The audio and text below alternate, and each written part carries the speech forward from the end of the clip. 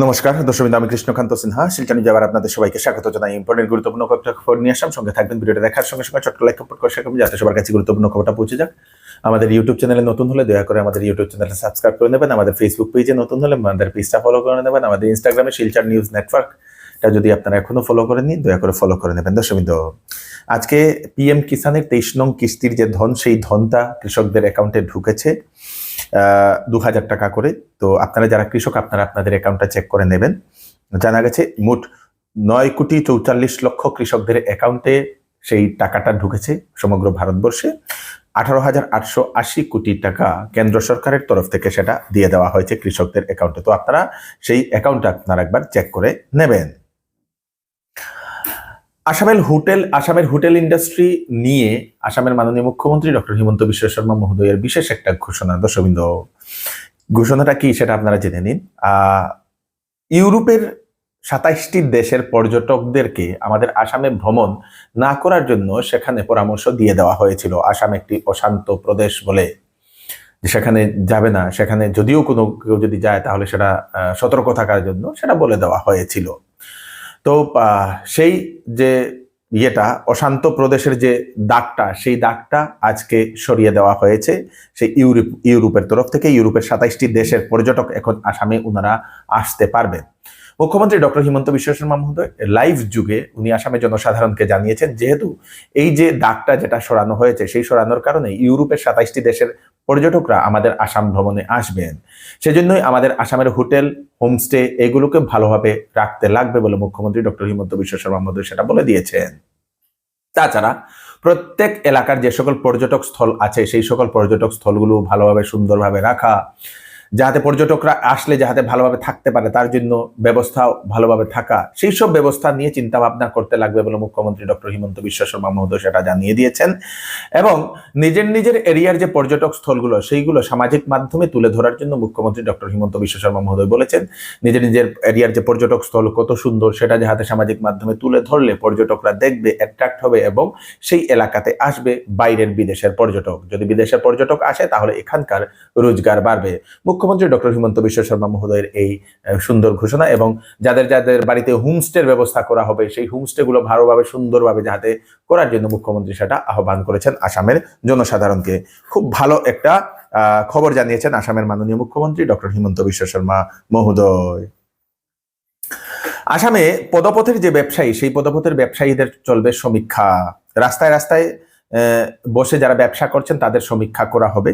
গুয়াহাটির বিভিন্ন জায়গাতে চলবে সমীক্ষা। মুখ্যমন্ত্রী ডক্টর হিমন্ত বিশ্ব শর্মা মহোদয় জানিয়েছেন 16 আগস্ট থেকে 3 মাসের জন্য সেই সমীক্ষাটা চলবে। সেখানে আসামের লোক সেই ব্যবসাটা করছে না আসামের বাইরের লোক ব্যবসাটা করছে সেটারও সমীক্ষা করা হবে।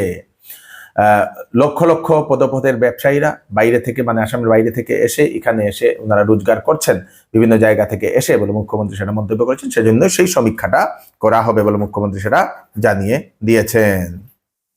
মহারাষ্ট্র থেকে একটা খুবই দুঃখময় একটা খবর আসে দর্শকবৃন্দ। মহারাষ্ট্রের যশবাড়ির দেবস্থানে স্থিত যে হনুমান মন্দির, সেই হনুমান মন্দিরে বিভিন্ন ভক্তরা ওনারা সেই দর্শনে গিয়েছিলেন, এবং সেই দর্শনের সময় হঠাৎ করে সেই হনুমান মন্দিরের যে উপরে যে ছাদ, সেই ছাদটা ভেঙে পড়ে। সেই ছাদটা ভেঙে পড়ার কারণে প্রায় 30 থেকে 40 জন দর্শনার্থী বা ভক্তরা তারা আহত হয়েছেন, প্রায় 4 থেকে 5 জন মারা গেছেন বলে সেটা জানা গেছে। দর্শক, এখনো সেখানে কাজ চলছে বলে সেটা জানা গেছে। খুব খারাপ লাগা একটি ঘটনা। যারা মহিলারা স্বাবলম্বী হতে চান তাদের জন্য হচ্ছে একটা সুখবর, বিশেষ খবর। উপার্জন রুরাল ডেভেলপমেন্ট সোসাইটি এর ব্যবস্থাপনায় ন্যূনতম কম খরচে HNM নার্সিং কোর্স, টেইলারিং এর কোর্স করানো হইতেছে। আগামী 30/6/2026 মধ্যে যদি কেউ অ্যাডমিশন করে তাদেরকে শিক্ষা সামগ্রী বিনামূল্যে দেওয়া হবে সংস্থার তরফ থেকে বলে সেটা জানানো হয়েছে। 1 বছরের HNM নার্সিং কোর্সের অ্যাডমিশন হচ্ছে 1450 টাকা, মান্থলি 800 টাকা, টোটাল 11,050 টাকা। 6 মাসের টেইলারিং কোর্সের অ্যাডমিশন ফিস হচ্ছে 750 টাকা, মান্থলি হচ্ছে 500 টাকা, টোটাল 3,750 টাকা। আগে যারা উপার্জন সংস্থা থেকে সার্টিফিকেট নিয়ে মুখ্যমন্ত্রী আত্মনির্ভর প্রকল্পে অ্যাপ্লাই করেছিলেন, তারা প্রায় 90% মানুষ 1 লক্ষ টাকা করে পেয়েছেন বলে সেই সোসাইটির তরফ থেকে সেটা জানানো হয়েছে। তো আপনারাও যদি টেইলারিং এর কোর্স বা সেই নার্সিং এর কোর্স যদি করতে চান তাহলে সেই সোসাইটির সঙ্গে আপনারা যোগাযোগ করতে পারেন। সেই কোর্স শেষ হওয়ার পরে সার্টিফিকেটও দেওয়া হয় বলে সেটা জানিয়ে দেওয়া হয়েছে। 30 তারিখের আগে অ্যাডমিশন নিলে আপনাদেরকে সেই দেওয়া হবে সম্পূর্ণ শিক্ষা সামগ্রী বিনামূল্যে। ফোন নাম্বার আমরা স্ক্রিনে দিয়ে দেবো, সেই স্ক্রিনে ফোন করে আপনারা সোসাইটির সঙ্গে যোগাযোগ করে নিন।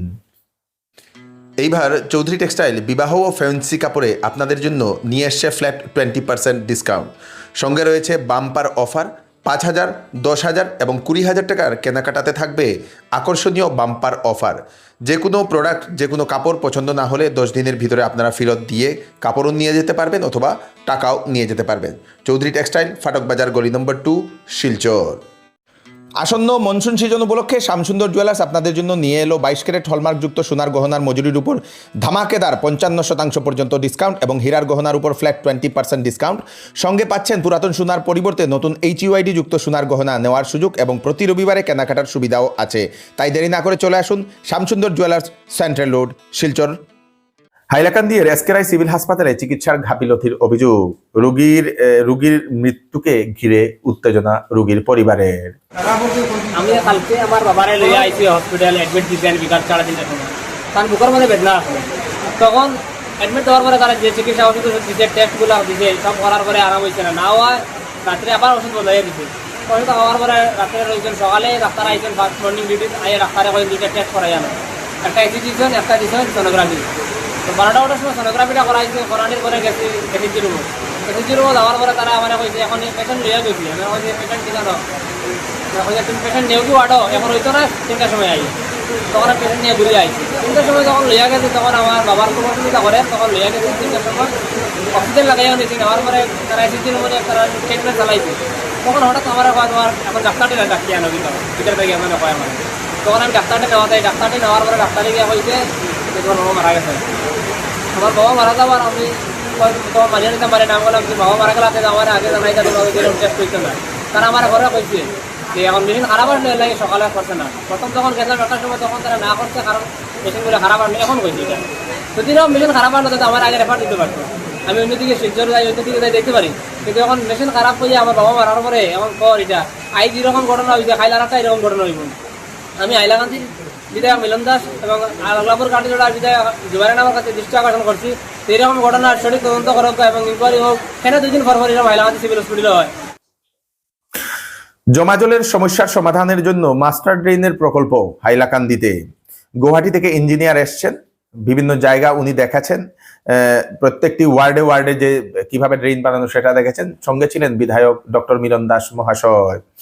এবং মিলন দাস মহাশয় উনি জানিয়েছেন যারা যারা এরকম সেই সরকারি যারা দখল করে যারা যারা সেই নিয়েছে সেই সব জায়গাতে এখন উচ্ছেদ করা হবে যাহাতে জমাজলের সমাধান হয় সেই হাইলাকান্দি শহরে বলে জানিয়েছেন বিধায়ক মহাশয়।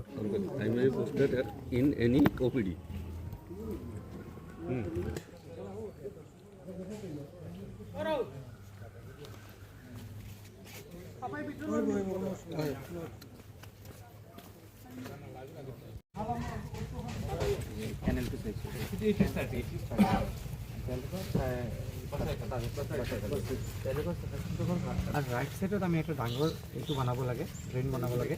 আৰু ড্ৰেইনটো ক্ৰছ কালভাৰ দি আমি কানেক্ট কৰি দিব। তেতিয়াহ'লে সাইজটো অলপ সৰু থাকিব আৰু আপোনাৰ প্ৰতিটা 5টা ৱাৰ্ডত ৱাটাৰ লেভেলটো প্ৰব্লেমটো সলভ হৈ যাব। एक्चुअली ये तो बस खाल ना है खाल तो बस करी नहीं होगा देखिए जो तो उठे जाए। দর্শকবৃন্দ, এই হচ্ছে আজকের স্পেশাল কয়েকটা আপডেট। তাড়াতাড়ি আপডেটটা সবাইকে পাঠিয়ে দেবে যাতে সবার কাছে পৌঁছে যাক। আমি কৃষ্ণকান্ত সিনহা আবার নতুন একটা ফ্রেশ আপডেট নিয়ে আবার আপনাদের সরাসরি ফিরে আসবো। ততক্ষণ আপনারা সুস্থ থাকবেন, সেফ থাকবেন। ধন্যবাদ।